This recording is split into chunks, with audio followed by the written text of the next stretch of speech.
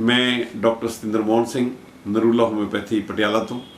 दोस्तों मेरा YouTube channel देख रहे सारे मित्रों दोस्तों नमस्कार सत श्री अकाल।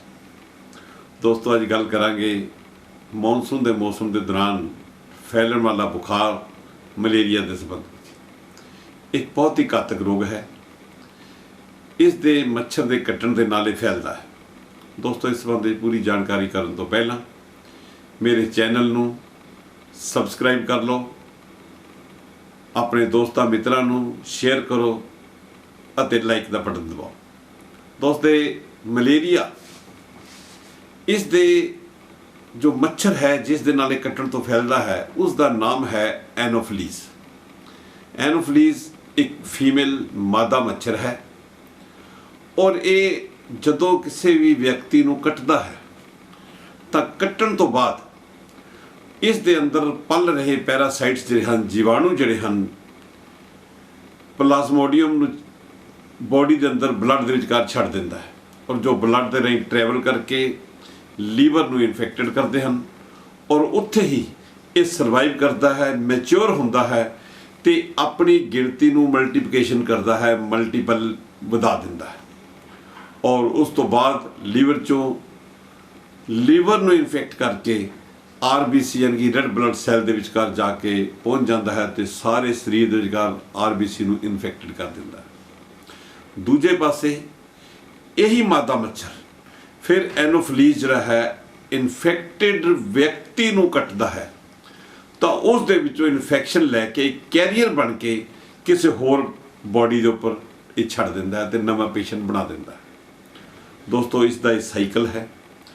प्लाज्मोडियम पैरासाइट्स जीवाणु जिहड़े हन ये 4 प्रकार के तकरीबन पाए जाते हैं।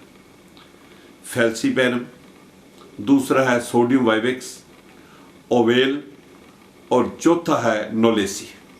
दोस्तों ये 4 किस्म के पैरासाइट्स जिहड़े हन ये फीमेल एनाफिलीज के अंदर पाए जाते हैं और इन्हां दे अलग अलग सिम्पटम देखने के विच आउंदे हैं। पर इन्हां चों सब तो घातक जिहड़ा है फैल्सीपैरम जो है और ज़्यादा मौतां अज तक जितनियां भी मलेरिया दे विच होईयां हन वो फैल्सीपैरम दे नाल ज़्यादातर मौतां इहदे नाल होईयां हन। और दूसरा जिहड़ा है ज़्यादा घातक है वो है ओवेल। इहदा बुखार हर चौथे दिन आउंदा है और बॉडी दे विचकार जदों यूरिन पास करते हैं असीं तो यूरिन दे विचकार बॉडी दे विचकारों प्रोटीन जिहड़ा है इस दे नाल निकलना शुरू हो जाता है। साडी बॉडी दे विच कई पार्ट्स विचकार हत्थां पैरां दे उपर स्वेलिंग आ जाती है और कई कई साल तक ये लीवर के विचकार अपनी जगह बनाई रखता है। दोस्तों मलेरिया की ट्रांसमिशन मलेरिया संक्रामक रोग है, इनू फैलाया जाता है और किवें फैलता है ये मच्छर के कट्टण के नाल ही फैलता है। ब्लड ट्रांसमिशन नाल भी फैलता है। तो जां प्रैगनेंट लेडी जो बच्चे नू जन्म दे रही होंदी है अगर वो इन्फेक्टेड हो जाए तो उस बच्चे नू भी मलेरिया होने का खतरा बन जाता है। और कोई इन्फेक्टेड नीडल्स सिरिंजिज यूज़ करन दे नाल या रीयूज़ करन दे नाल ये मलेरिया फैलता है। मलेरिया एक भावना जिवें बनी है लोगों की कि मलेरिया वो कोल बैठना नहीं उसकी सेवा कर सकते हो। मलेरिया नूं हथ लाउण नाल मलेरिया नहीं बददा या मलेरिया के मरीज़ के कोल बैठना मलेरिया नहीं बददा। दोस्तों ये बहुत जरूरी ध्यान में रखने की गल है। और की सावधानियां बरतीए कि सानू मलेरिया होवे ही ना, मलेरिया तो बचिया जा सके। दोस्तों घर के आले दुआले घरां दे अंदर घरां दे नाल बने हुए लॉन तुहाडे उन्हां दी पूरी तरह सफाई रखो ताकि कित्थे भी कोई गंदगी कोई पानी आदि ना खड़ सके और टोए टिब्बे जिहड़े होण उन्हां दे विचकार उन्हां नूं बंद कर दिओ, भर दिओ और गमले घरां दे विचकार पए होण उन्हां दे विच पानी ना खड़न दिओ। टायर कूलर दीयां टैंकियां सीवरेज दीयां सीटां होर थावां ते किसी जगह के उपर भी पानी खड़ा ना होण दिओ। दोस्तों सारे शरीर नूं ढक के रखो, पूरियां बाहां अत्ते लत्तां पैर ढक के रखो, पैरां जुराबां पा के रखो। लॉन दे घाह जिहड़े हन वो कटा के रखो। मच्छरां दी रोकथाम लई लॉन दे विचकार जां घरां दे बाहर कीटनाशक दा छिड़काव कर सकते हैं। घरां दे अंदर कीटनाशक का छिड़काव ना करो क्योंकि छोटे छोटे बच्चे ਖਾਣ ਪੀਣ ਦੀਆਂ ਚੀਜ਼ਾਂ ਲੈ ਕੇ ਘੁੰਮਦੇ ਹਨ, ਕਿਸੇ ਸਮੇਂ ਵੀ ਉਹ ਤੁਹਾਡੇ ਲਈ ਹਾਨੀਕਾਰਕ ਸਿੱਧ ਹੋ ਸਕਦੇ। ਔਰ ਗੰਦਗੀ ਵਾਲੀ ਥਾਂ ਤੇ ਨਾ ਬੈਠੋ ਜਿੱਥੇ ਸ਼ੌਚ ਹੋਇਆ ਹੋਵੇ, ਗਲੀ ਮੁਹੱਲਿਆਂ ਦੇ ਵਿੱਚ ਜਾਨਵਰਾਂ ਦਾ ਸ਼ੌਚ ਹੋਇਆ ਹੁੰਦਾ ਹੈ, ਉਸ ਜਗ੍ਹਾ ਤੇ ਵੀ ਇਹ ਬਰਸਾਤ ਪੈਣ ਤੋਂ ਬਾਅਦ ਮੱਛਰ ਪਨਪਦਾ। ਦੋਸਤੋ, ਘਰਾਂ ਦੇ ਵਿਚਕਾਰ ਦਰਵਾਜ਼ੇ ਬੰਦ ਕਰਕੇ, ਜਾਲੀ ਵਾਲੇ ਦਰਵਾਜ਼ੇ ਬੰਦ ਕਰਕੇ ਰੱਖੋ। ਕੋਸ਼ਿਸ਼ ਕਰੋ ਕਿ ਜਾਲੀ ਵਾਲੇ ਦਰਵਾਜ਼ਿਆਂ ਤੇ ਬਰੀਕ ਜਾਲੀ ਲਗਾਈ ਜਾਵੇ।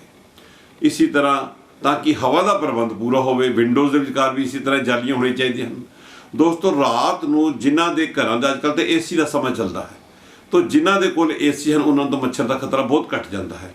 ਪਰ ਜਿਨ੍ਹਾਂ ਦੇ ਕੋਲ ਐਸੀ ਸਹੂਲਤਾਂ ਨਹੀਂ ਹਨ, ਉਹ ਕੂਲਰ ਵਿੱਚ ਲਾ ਕੇ ਸੌਂਦੇ ਹਨ ਜਾਂ ਕੋਈ ਹੋਰ ਉਹਨਾਂ ਕੋਲ ਐਸੀ ਪ੍ਰੋਵੀਜ਼ਨ ਨਹੀਂ ਹੈ, ਤਾਂ ਫਿਰ ਰਾਤ ਨੂੰ ਉਹ ਮੱਛਰਦਾਨੀ ਲਗਾ ਕੇ ਸੌਂ। ਸਵੇਰੇ ਨਹਾਉਣ ਸਮੇਂ ਕੋਸੇ ਪਾਣੀ ਦੇ ਨਾਲ ਨਹਾਓ, ਉਹਦੀ ਵਰਤੋਂ ਕਰੋ।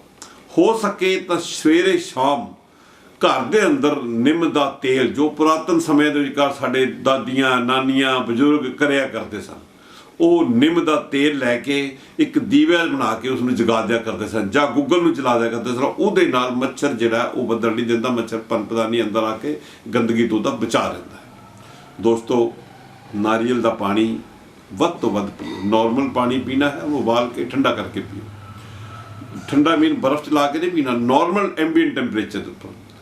ਆਪਾਂ ਦੋਸਤੋ ਦੁੱਧ, ਫਲ, ਜੂਸ, ਐਪਲ, ਅਮਰੂਦ, ਪਪੀਤਾ, ਆਲੂ ਬੁਖਾਰਾ ਖਾ ਸਕਦੇ ਹਾਂ। ਅਮਰੂਦ ਦੇ ਲਈ ਬਹੁਤ ਬੈਨੀਫੀਸ਼ੀਅਲ ਹੈ।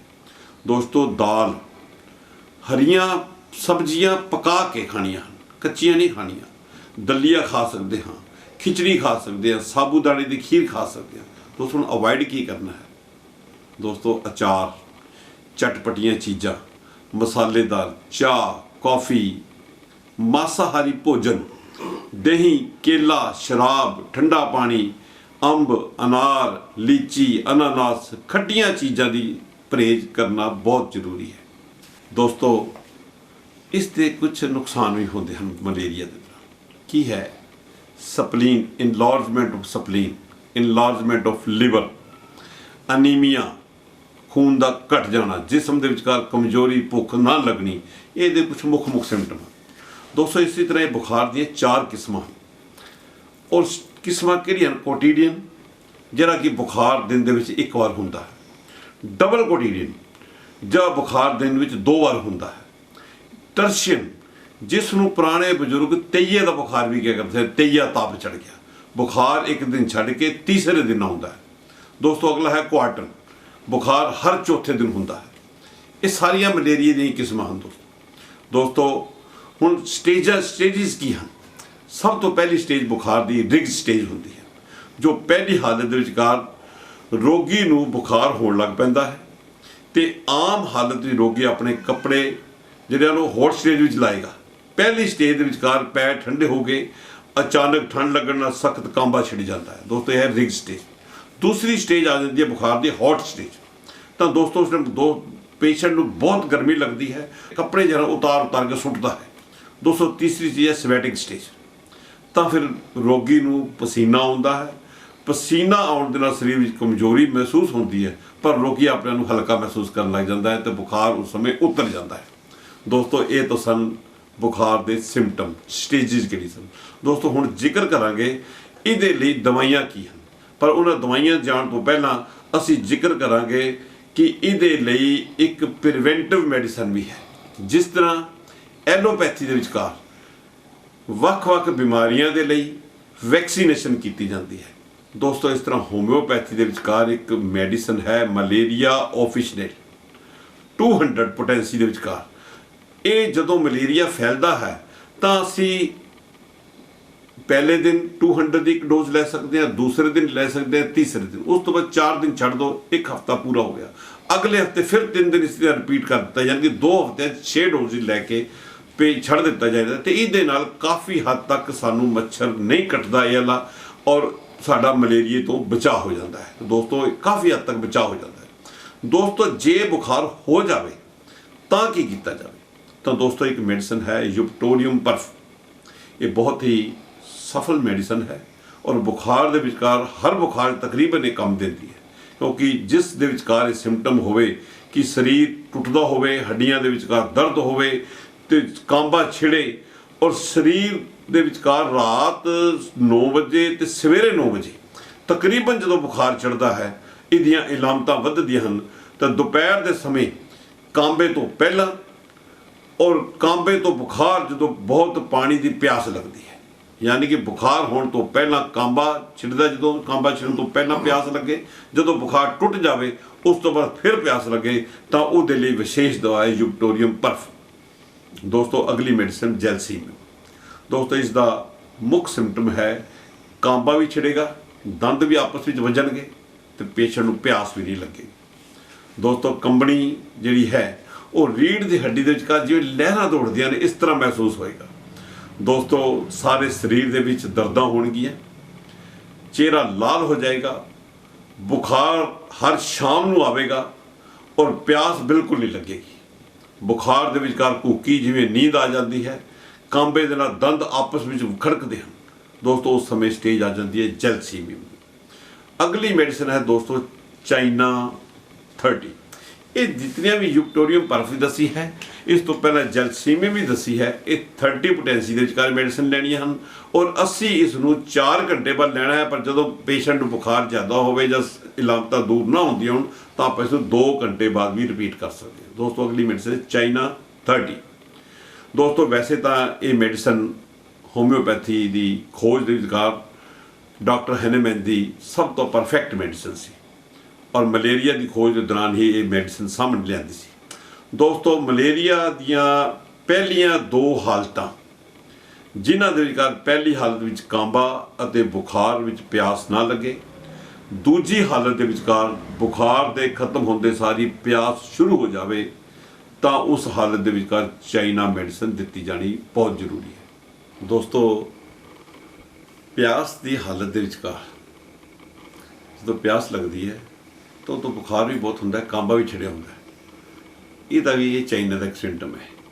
कांबे तो पहला तो मगरों प्यास, जदों बीमारी वधन लगे हर तीजे 7वें 14वें दिन आवे तो रात समय कंबनी छिड़े, मलेरिया बुखार इस तरह होवे तो दोस्तों उस समय भी चाइना मेडिसिन होर भी बहुत सारे कामों की वरती जाती है। वीकनेस जदों बुखार होने तो बाद वीकनेस आ जाए जां कोई भी फ्लूड बॉडी चो निकल जाए किसी भी किस्म का उहदे नाल वीकनेस आ जाए तो उहदे लई भी चाइना ही मेडिसिन है। चाइना पेट दी भी कई बीमारियां काम करती है। दोस्तों इसनूं कोई तुहानूं आके कहे कि चाइना मेडिसिन फलाने काम लई है, पर यह चाइना दी रिसर्च जिहड़ी है ये डॉक्टर हैनेमैन ने होम्योपैथी के विचकार मलेरिया के समय ही की सी। दोस्तों अगली मेडिसिन है आर्सेनिक एल्बम। दोस्तों कि भी कई बार आर्सेनिक एल्बम का जिक्र किया। होम्योपैथी की बहुत ही अहम मेडिसिन है और कोई भी नवा पुराना रोग होवे, जिद्दी किस्म का मलेरिया बुखार होवे, अत्यंत निढालता आ जाए, बेचैनी होवे, मौत का डर होवे, डर हो कि मैं मर जाऊँगा, कांबे की हालत होवे, प्यास ना लगे जां प्यास लगे तो पानी जो पीण लगो तो थोड़ा थोड़ा पानी पीता जाए, घुट घुट करके पीवे। पसीने की हालत भी इतनी प्यास, जो पसीना आया होवे तो उस समय इतनी प्यास जिवें कि मैं पानी का घड़ा खाली कर दिया, पर जो पीण ते आवे तो 2 घुट पी के छड़ देवे। दोस्तों इस डिजीज़ के दौरान ये दोस्तों आर्सेनिक एल्बम का जो पेशेंट है मिड नाइट इस दियां प्रॉब्लम्स वधदियां ने। रात 12 बजे तो बाद जदों भी प्रॉब्लम वधन तो ठंड लगे जां कुनीन जो असी अक्सर एलोपैथी के विचकार डॉक्टर दे देंगे ने, कुनीन की ज़्यादा वरतों हो जानी जां उहदा दुरुपयोग होने तो बाद जब पुराने रोग कोई भी बैड इफेक्ट सामने आने तो उहदे लई दोस्तों आर्सेनिक एल्बम मेडिसिन सब तो ज़्यादा काम करती है। दोस्तों होर भी मेडिसिन बहुत हैं। चिनियम सल्फ 3x के विचकार वरती जाती है। नेट्रीम्यूर है, इग्नेशिया जिवें नेट्रीम्यूर है, इसका दोस्तों सवेरे 10 या 11 बजे कांबा छिड़दा है। इसी तरह इग्नेशिया है दोस्तों, नक्स वोमिका है, इपीकॉक के विचकार एक अहम मेडिसिन है। इसका उल्टी जी कच्चा होना इसका मेन सिम्पटम है। दोस्तों ये एसोसिएट मेडिसिन के तौर पर भी दी जा सकती है। एंटम क्रूड है, एंटम टार्ट है, बिप्टेशिया है, कार्बोवेज है, मेडिसिन डॉक्टर बहुत हैं। लाइकोपोडियम जे किसी पेशेंट को शाम को 4 बजे तो लैके 8 बजे के दरम्यान बुखार हो तो लाइकोपोडियम दी है। होर भी मेडिसिन हैं दोस्तों। ये सारी मेडिसिन कोई भी डायरैक्ट आप नहीं लैनी, किसी डॉक्टर की सलाह लैके आप ये मेडिसिन लै सकते हो, जां मेरे नाल मेरे फ़ोन नंबर है 9878570861 ਜਾਂ दूसरा नंबर है 9878500836 ਤੇ WhatsApp कॉल करके मेरे पासों मुफ्त सेवावां लै सकते हो।